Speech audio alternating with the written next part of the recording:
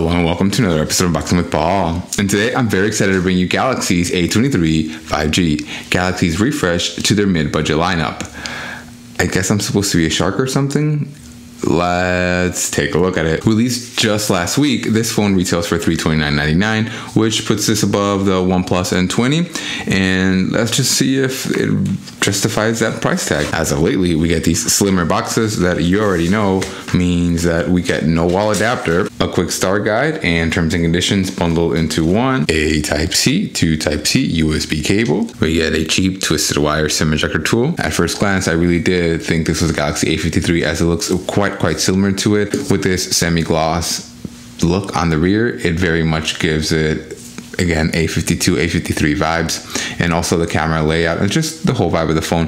What gives it away though, it can be the shiny sides, as on the Galaxy A53 you have the sides that are also matte and semi-gloss, not glossy like on this device. Our version does come with 64 gigabytes of storage paired to 4 gigabytes of RAM, as well as having the Snapdragon 695 5G. This device supports up to 25 watts of power delivery to charge its 5000 milliamp hour battery. Thankfully, we do have dual band Wi-Fi AC, Bluetooth 5.1, NFC, in case you would like to use tap to pay. Our screen is actually a beautiful 6.6 inch 1080 by 2408 to 120 hertz IPS LCD. So not only are you going to be able to play your games at a much higher frame rate, you're also going to be able to enjoy your movies at a much nicer quality. Our selfie camera comes in at 8 megapixels with a 2.0 aperture. Meanwhile, the international version gets a slightly larger 2.2 aperture. Once we get inside the device, you can see that beautiful Samsung screen that again has that higher resolution at 1080 by 2400, which just makes it look a lot nicer and vibrant. When we get into the device, you can see that beautiful Samsung vibrant screen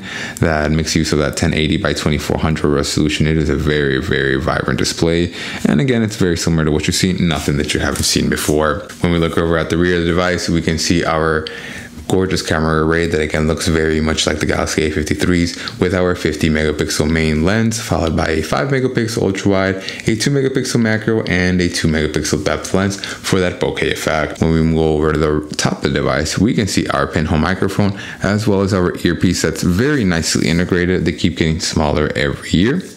When we look over at the right side of the device, you can see our volume sliders as well as our power button, in addition to me being driven up the wall because every single time I'm just trying to turn it up, I'm trying to turn it down, adjust the volume. Just something as simple as that, I ruin the experience. I break the immersion of whatever kind of content or media I am consuming. If it's a video game, I get killed. If it's a movie, I lose track of what I'm watching, or just the immersion gets interrupted, and it just kills the vibe of whatever I'm trying to enjoy. And if manufacturers could please put them on separate sides, I'd really appreciate that. When we look over at the bottom of the device, we can see our speaker grills as well as our Type-C port, one more pinhole microphone, as well as our auxiliary jack for a line out or our headphones. And when we look over at the rear of the device, again, we can see a camera array that's very much reminiscent of the Galaxy A53s, with a 50 megapixel main lens, a 5 megapixel ultra wide, a 2 megapixel macro, and finally a 2 megapixel depth lens for that bokeh effect. So then let's fire up our cameras in the Galaxy A23 5G and see what kind of selfie quality we're working with. And then,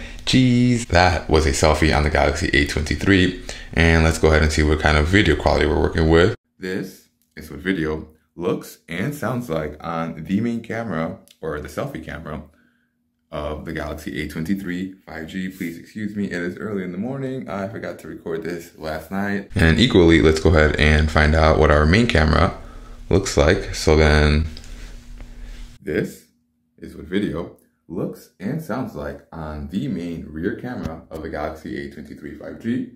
You guys be the judge of how good or how bad this camera quality is as soon as we upload it into the MacBook. With Geekbench, we're able to confirm that 6 of our cores are clocked in at 1.8 gigahertz for efficiency on those lighter day-to-day tasks. Meanwhile, our remaining 2 cores are clocked in at 2.21 gigahertz for those heavier, more power-intensive tasks that require just a little bit more oomph. And then I will be right back with you guys as soon as this is over. And we're back. Again, when we look at our single core, we see that we got a 672 for the single core and an 1874 for the multi-core. Those are extremely good numbers, as the Galaxy S21 Ultra has a 924 and we have a 672. We're more than 2/3 of the way there for a third of the performance. I'll definitely take that. And when we look at our multi-core, something similar happens. We have an 1874 for the multi-core versus a 3085 that a Galaxy S21 Ultra would have. Go ahead and leave in the comments, what are your thoughts on this phone? At this point, at $329.99, this is no longer a strictly budget device, and that just begs the question, would you buy this? And as always, thanks for watching.